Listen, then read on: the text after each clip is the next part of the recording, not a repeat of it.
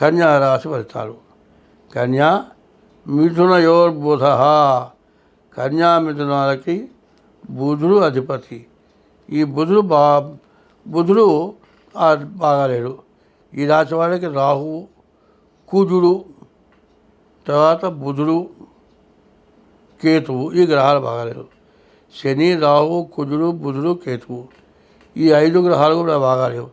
ఈ 5 గ్రహాలు బాగుండకపోతాన సమస్యలు ఏమిటాయంటే శని వల్ల అనవసరమైన దండగమారి ఖర్చులు. ఈ శని ఉండటం వల్ల ఏదైనా దెబ్బలు తగలటానికి అవకాశం ఉంది. తర్వాత మీకు నష్టం రాబోతుంది అని శని ముందుగా ఎప్పుడు మీకు చెబుతాడు. అది గుర్తుపెట్టుకోండి. చెమ్ముతో నీళ్లు పట్టుకొని వెళ్తున్నాం అనుకోండి, జర్రం ద్వారా నీళ్లు పోతాయి కింద.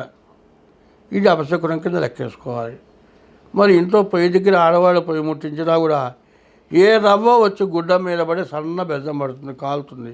అప్పుడు శని పట్టబోతున్నాడు అని, శని వల్ల నష్టం జరగబోతుందని తెలుస్తుంది. మనం వెళ్ళేటప్పుడు ఏ చిన్న మేకో పట్టుకొని గుడ్డ చిరుగుతుంది, అప్పుడు శని పట్టబోతున్నాడు అని అర్థమవుతుంది. ఎవరైనా సరే బయటికి వెళ్ళేటప్పుడు ఎదురుకుండా వచ్చి నువ్వు ఎక్కడికి పోతున్నా అని అడిగితే శని పట్టబోతున్నాడు, లేకపోతే ఉండు నేను కూడా వస్తానంటే శని పట్టబోతున్నట్టే. ఎవరైనా శనిగాళ్ళగా ఎమ్మడబడ్డాడు అనుకుంటారు. ఈ శని వల్ల ఇట్లాంటి సమస్యలు వీళ్ళకి బాగా ఎక్కువగా ఉంటాయి. శని, రాహువు, కుజుడు, మరి ఈ గ్రహాలు బాగుండకపోతాన రవి మాత్రం ఏకాదశంలో మంచి బలంగా ఉన్నాడు. ఈ రవి బాగుండటం చాలా మంచిది. శని, రాహువు, కుజుడు, కేతువు, ఈ 4 గ్రహాలు మాత్రం బాగాలేవు. కాబట్టి ఈ రాశివాళ్ళు ఈ 4 గ్రహాలకి జపం చేయించుకోవటం చాలా మంచిది.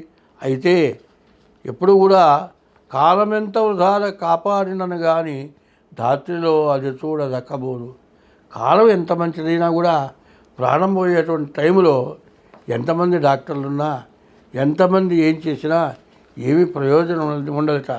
కాలమెంత వృధా కాపాడనను కానీ కాలమే పొద్దు నిలవబోదు అని. కాబట్టి ఇవి మంచి రోజులు. ఈ మంచి రోజులు దైవాన్ని పూజించడానికి మంచి రోజులు. ఇటువంటి రోజుల్లో ఎటువంటి దోషాలు ఉన్నా కూడా పోవటానికి అవకాశం ఉన్న రోజులు మంచి రోజులు. మధ్యాహ్నం పూట నిద్రపోవటము, తెల్లారి 9 గంటల దాకా నిద్ర లేవకపోవటము, లేచి కూర్చొని బద్ధకంగా ఉండటము, ఇట్లాంటివి ఎవరైతే చేస్తారో వాళ్ళకి నష్ట కష్టాలు ఎక్కువ. ఈ శ్రావణ మాసం మొత్తం కూడా దేవుణ్ణి ఎంత పూజ చేస్తే అంత మంచిది.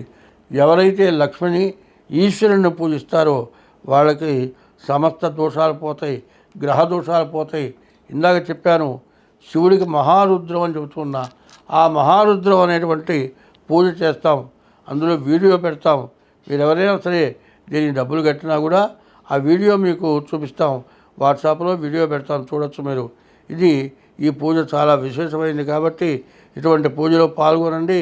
మీ గ్రహాల శాంతుల కంటే కూడా ఈ నెలలో దేవతా పూజలు చాలా విశేషమైనవి. ఎందుకంటే రాహు వల్ల నష్టం, మరి కేతువు వల్ల నష్టం. రాహుకేతువులు అంటే మామూలు వాళ్ళు కాదు. సూర్య చంద్రులనే వేధించినటువంటి వాళ్ళు రాహుకేతువులు. పైన కుజుడు బాగాలేడు. తర్వాత ఈ గ్రహాలు ఇట్లా బాగుండకపోవటాన అనవసరమైన సమస్యలు రావడానికి చాలా ఇబ్బందులు కలిగేటువంటి లక్షణాలు చాలా ఉన్నాయి. కాబట్టి ఈ రాశివాళ్ళు దేవతారాధన, అమ్మవారి పూజ, ఈశ్వరాభిషేకం చేసుకోండి. ఎప్పుడు కూడా ఈ నెలలో ఏం చెబుతారంటే ముత్తైదులను పిలుస్తారు. శనగలు ఏం చేస్తారంటే నానబోస్తారు. 1 రోజు 2 రోజుల ముందు నానబోస్తారు.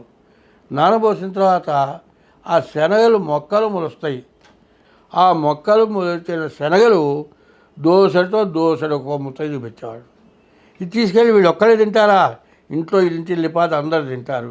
ఈ శనగలు పంచితే ఏమిటాయా అంటే ఎటువంటి అనారోగ్యమైనా పోతుంది.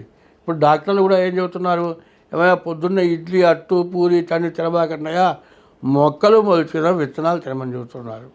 ఈ శనగలను ఎవరైతే ఈ విధంగా ఉపయోగిస్తారో వాళ్ళకి శనగలు గురువుకు సంబంధించిన వాడు. లక్ష్మి అంటే శుక్రుడు, గురువు కూడా లక్ష్మి కింద లెక్క. గురువు దేవగురువు, శుక్రుడు రాక్షస గురువు. ఇద్దరి వల్ల లక్ష్మి ఐశ్వర్యం వస్తుంది. విద్య వల్ల విద్య యొసగును వినయంబు వినయమునను. విద్య వల్ల వినయం వస్తుంది, మంచి లక్షణం వస్తుంది, అందరితో కలిసి మాట్లాడగలిగిన లక్షణం వస్తుంది, తను బతకగలిగిన లక్షణం వస్తుంది, ఇంకొకళ్ళని బతికించగలిగిన స్వభావం వస్తుంది. కాబట్టి ఈ రాశివాళ్ళు చాలా జాగ్రత్తగా దేవతా పూజలు చేయండి. మీ యొక్క గ్రహాలు రాహువు, కుజుడు, తర్వాత కేతువు, ఈ గ్రహాలకి జపాలు చేయించుకోండి, దానాలు ఇవ్వండి, అన్ని విధాలా బాగుంటుంది. స్వస్తి.